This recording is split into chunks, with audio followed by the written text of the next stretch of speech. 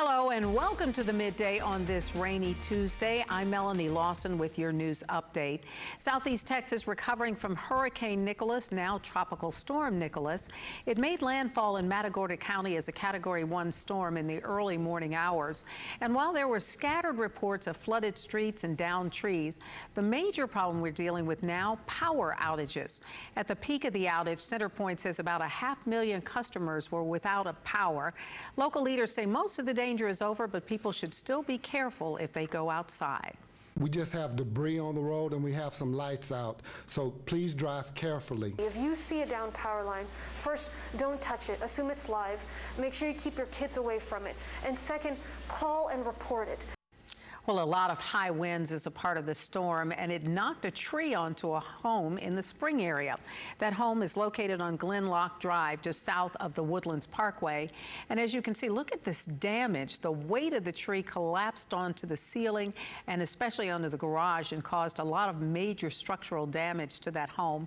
Thankfully, though, miraculously, it missed the 2 bedrooms inside. Because if you took the pictures inside, it doesn't look right there. It doesn't look that bad. The garage does, but then you come out here and you see the size of it, and it was definitely big enough to hurt people. Well, the homeowner does have insurance, but even with that, she's not sure what she will do next. She says a couple of years ago, that same home was struck by lightning.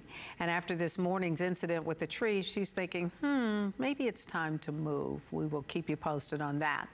Well, some important information here. The American Red Cross has set up several emergency shelters all around town.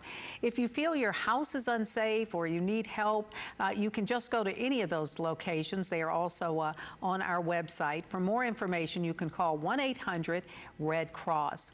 Well, everybody kind of wants to know, has this moved through? Finally, have we been able to say goodbye to Nicholas? Rachel, what's the word? Well, actually, Nicholas at the moment is right smack dab over Harris County, at least the center of it is. Now, the heavier rainfall, the moderate rain has since moved on off to the east of us. It's actually making its way into Louisiana.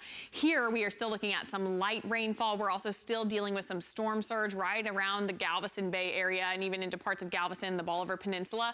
But once this continues to push on off to the east, we should see those winds shift, and from there we should see that storm surge really start to recede. Now, our max wind speeds coming in with Tropical Storm Nicholas coming in at 45 miles per hour, moving to the northeast at 6 miles per hour, expected to weaken down to a tropical depression as we head into this evening, and then continuing to slowly push off to the east into Louisiana as we head into Wednesday. Now, in terms of watches and warnings, that tropical storm warning has been shifted off to the east of us. It is no longer in our area. Again, we will be watching for that potential of storm surge. We're still seeing it, which is why we are still dealing with Clear Creek around that area. Over towards Kemah and NASA, we are still dealing with some of those creeks being slightly out of their banks. So here's a closer look at what we are expecting as we head throughout the rest of the day today. Going to continue to see Nicholas pushing off to the east. Most of that moderate rainfall going to stay off to the east of us, but light rainfall still will be possible throughout the day. So if you venture out today,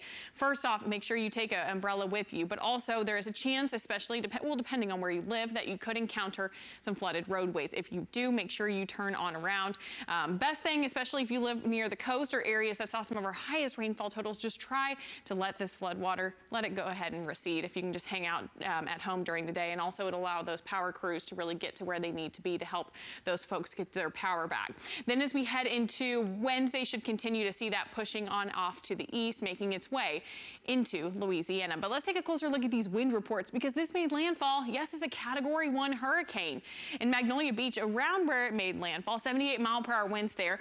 Matagorda Bay, 74, Surfside Beach 62, Palacios around 60-mile-per-hour winds, and that's what's causing all of these power outages, unfortunately. Now, as we head throughout the rest of this afternoon, we should start to see those wind gusts die down a bit more in the afternoon, looking at wind gusts between 20 to 30 miles per hour. And also in terms of rainfall chances, those will also be decreasing as we head into the next few days. Some slightly drier air moves in heading into Thursday, and then we could see a few scattered downpours by the end of this week as well as into next weekend, and more moisture may actually push back in as we head into next week, which is why we have upped Monday to a 40% chance. Mel? All right, thank you, Rachel. And that's going to do it for the Midday. I'm Melanie Lawson. Have a great day, and let's get Nicholas out of here.